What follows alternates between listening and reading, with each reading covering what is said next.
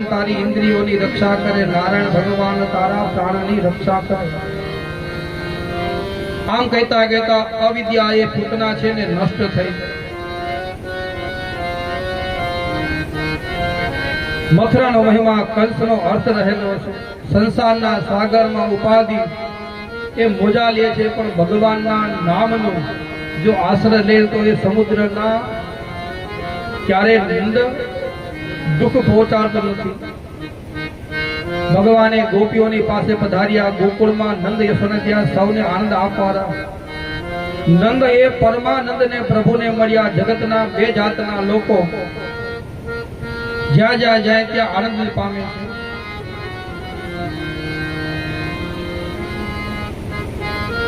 દ્રોણગુરુએ દુર્યોધને કહ્યું કે હસ્તિનાપુર માંથી કોઈ સજ્જન શોધી લાવ. દુર્યોધન આખું હસ્તિનાપુર ઘૂમી વળ્યું, પણ કોઈ સજ્જન મળ્યું નહીં. बुरा देखन में गया बुरा न मिला, कोई जब घट भीतर देखिया तो मुझसे बुरा न कोई. બીજાની ભૂલ શોધવા કરતા પોતાની ભૂલ શોધીને એટલે ભગવાન આપને મળી જાય છે. હવે આમ કરતા કરતા ભગવાન થોડાક મોટા થયા, એટલે ભગવાન છે થોડા પડખું ફરતા હતા. એટલે ગોપીઓએ કીધું માને યશોદાને કે માં હવે તો તારે ઉત્સવ કરવો પડે. કેમ? તો કે તારો લાલો પડખું ફરતા શીખ્યો.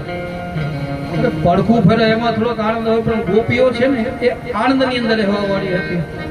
કોઈ ના કોઈ બાને છે ને એ આનંદ શોધતી હતી કે કઈ રીતના ભગવાનની પાસે નજીક રહી શકીએ, કઈ રીતના ઉત્સવ થઈ શકીએ. તો યશોદાએ કીધું કે ઠીક છે, કોઈ વાંધો નહીં, એક કામ કરો, બધાને આમંત્રણ આપી દો. બધાય ભેગા થયા. એક વાસણ લેવામાં આવ્યું જેમાં કાનાને રાખવામાં આવ્યો છે. બધી ગોપીઓ છે ને આજે એને નવડાવે છે. જલ કેવું હતું? જમના જળમાં કેસર ડોળે હન કરાવો સાવડા. બધા સાથે બોલતા જાય, બધાને આવડતું હોય.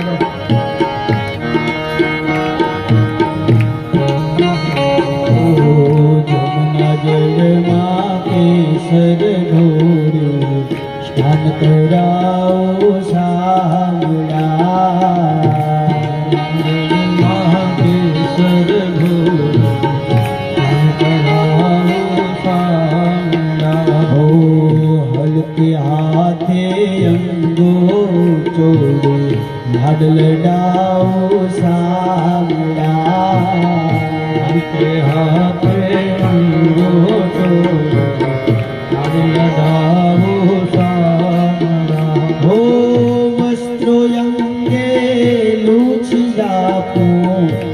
પીતાંબર પ્યાર વસ્ત્રો અંગે લૂછિયા પીતાંબર હો વસ્ત્રો અંગે લૂછિયા પીતાંબર પ્યાર વસ્ત્રો અંગે લૂછિયા પીતાંબર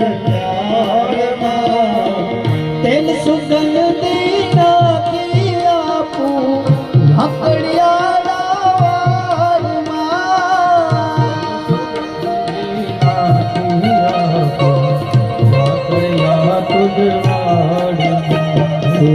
જમના જળમાં કેસર ડોળે અંતરાઓ સાંભળા.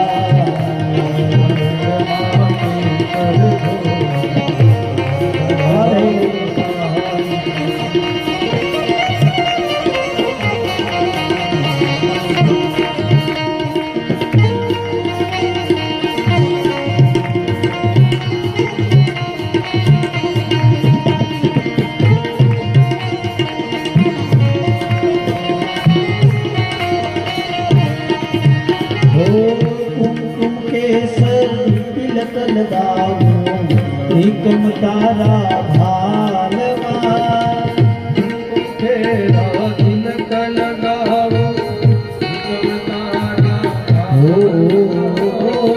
કુમકુમ કેસર તિલક લગાવો.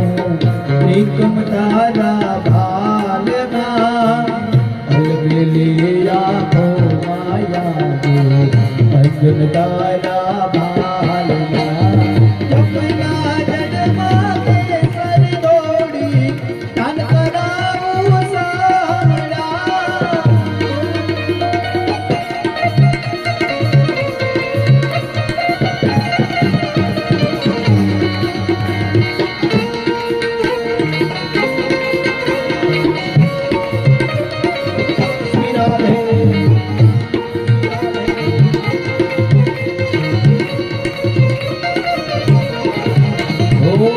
હસતી જાઉં વાટે ઘાટે નાચી કૂદું તો તાલમાં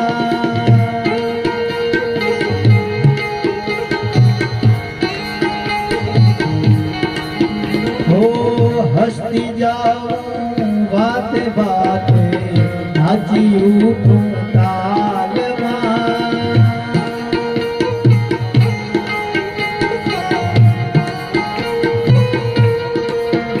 ઓ નજર ન લાગે શ્યામ સુંદર ને ટપકા કરી દઉં ગાલમાં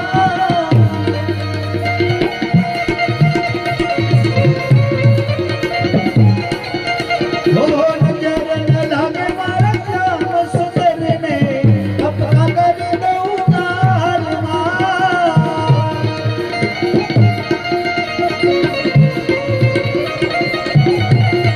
હો જમના જડમાં કેસર દોડી સ્નાન કરાવું સાંભળા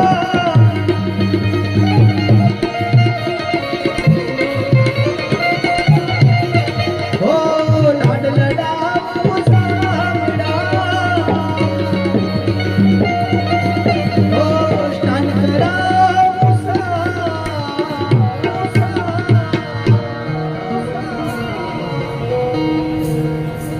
ઠાકોરજીની સેવા ત્રણ પ્રકારે થાય: તનુજા, વિતજા અને માનસી. તનુજા એટલે તનથી સેવા કરવી. વિતજા એટલે પૈસા આપણી પાસે જે હોય 1000 નો ભગવાનને ડ્રેસ પહેરાવી શકાય, પહેરાવી દે. પછી માનસી સેવા. માનસી સેવા છે સૌથી ઉત્તમ. કાંઈ વસ્તુની જરૂર નથી. ભગવાનને હા બેહાડ દેવાના, ભગવાનની જરૂર નથી. બસ આંખો બંધ કરીને બેસી જાય મારી સામે ભગવાન બેઠા છે, ભગવાનને હું ગંગાજળથી નવરાવું છું, યમુનાજળથી નવરાવું છું. લક્ષ લાગ્યો જે કાંઈ પણ સાબુ મનમાં મોગા હોય એ આપણે યાદ કરવાનું. ભગવાનને એનેથી હું નવડાવું છું. 5 લાખનો ડ્રેસ મગાવ્યો. ભાવના જ કરવી. આપણે ભાવના હુકમ ખોટો લેવું.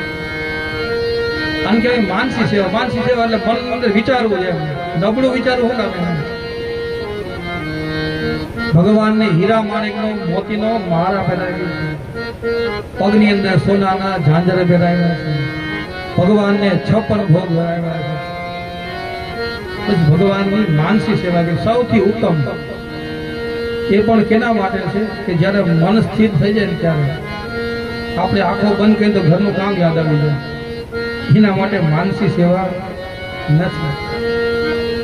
જે યોગીઓ છે, જે મહાપુરુષો છે, જે ધ્યાનની અંદર 10-10 દિવસ 15-15 દિવસ બેઠા હોય, એને વસ્તુની કોઈ જરૂર નથી, એને પદાર્થની કોઈ જરૂર નથી. એમ મનથી જ ભગવાનને બધી વસ્તુ અર્પણ કરે. હવે આ બાજુ ભગવાનને સ્નાન કરાવી, ભગવાનની નિંદર આવતી એટલે ખોડા ફળિયાની અંદર એક લાકડાનો, જેને આપણે ગાડું કહીએ છીએ દેશી ભાષામાં, ગાડાની આગળ એક સડ હોય, એમાં ઝૂલો બનાવીને ભગવાનની એની અંદર સુડાવ્યા.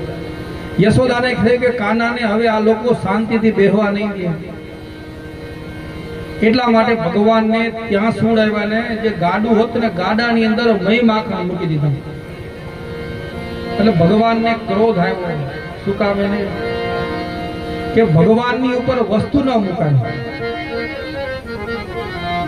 નીચે ભગવાન છે ને ગાડાની ઉપર વસ્તુ મૂકી. કાં તો ભગવાન ઉપર હોય, ભગવાનથી ઉપર કોઈ વસ્તુ હોય. આ આ બાજુ બધાય ઉત્સવની અંદર બધાય મગ્ન હતા.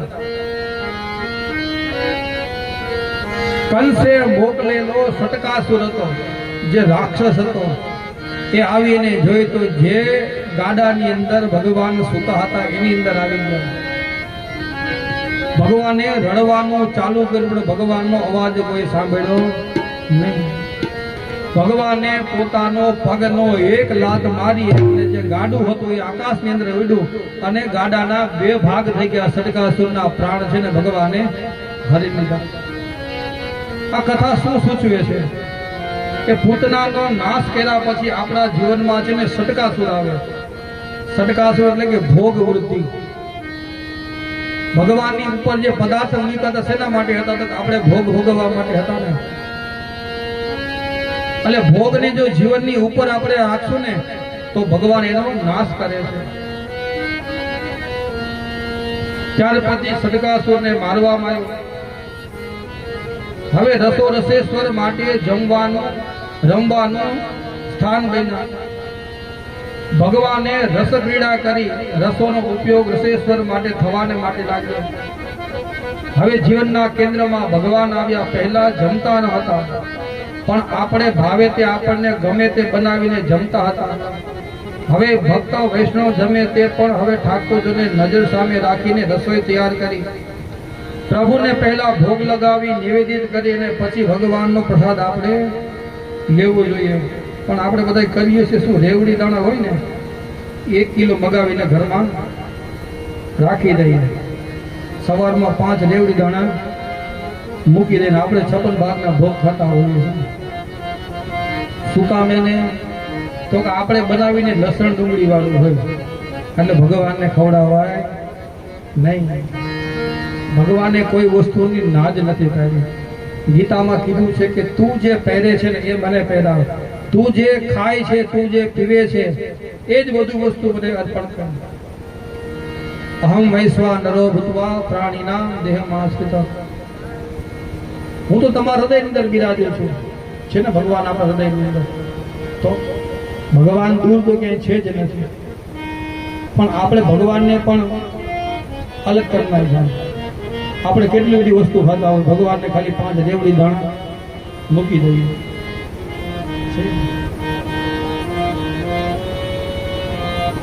આટલા બધું થયા પછી સટકાસુર છે ને પાછો ન આવ્યો એટલે વળી કંસને ચિંતા થઈ. સભા બોલાવી. આ હું એને જેને મોકલું છું એ કેમ પાછા આવતા નથી? પૂતના મોકલી પાછા ના આવ્યા. સટકાસુર મોકલ્યો પાછો ના આવ્યો. કોકે બોલ્યા કે પાછા ક્યાંથી આવે? તો બધાય પાછા થયા. આપણે કોક મરી જાય એટલે કે પાછા થઈ ગયા.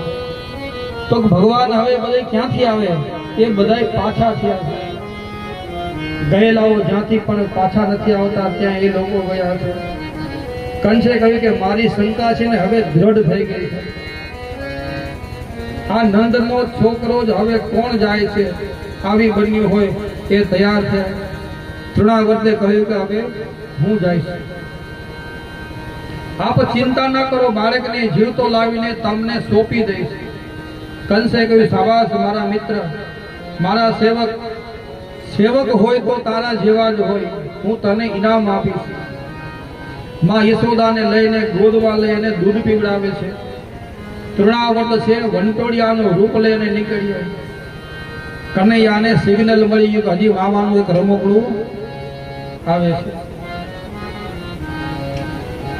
તૃણાવર્ત આવે છે. યશોદા મૈયા કનૈયાને ગોદમાં લઈને બેઠા છે. કનૈયાને થયું કે જો મારી માં ગોદમાં છું ત્યાં સુધી પેલા સાથે લડવાની મજા નહીં આવે. માં મને અહીં મૂકી અંદર જતી રહે તો જ લડવાની મજા આવશે. પછી એને એ છે ને હું છું. એટલે ભગવાને લીલા કરી કે માની ગોદમાં સુતા ત્યાં ભગવાને અચાનક પોતાનું વજન હતું ને એ વધારી દીધું. વજન વધાર્યું. અણીમાં મહિમા ગરિમા વગેરે સિદ્ધિઓ તે પ્રભુની દાસી છે. હનુમાનજીની પાસે પણ આવી સિદ્ધિ હતી. ગમે ત્યારે પોતાનું સ્વરૂપને વધારી શકતા હતા. મૈયાથી આ વજન સહન ન થયું. આશ્ચર્ય થયું કે આ શું? આ તો લાલાની ગોદમાં લઈને બેઠી છું કે પર્વતની શિલાને લઈને બેઠી છું. ભાર લાગવાના કારણે પીડા થઈ એટલે નીચે વસ્ત્ર બિછાવી એના ઉપર કૃષ્ણને સુવડાવ્યા.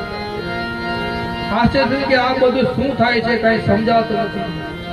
યશોદામાં ઘરમાં જઈને પોતાના કામમાં લાગી ગયા.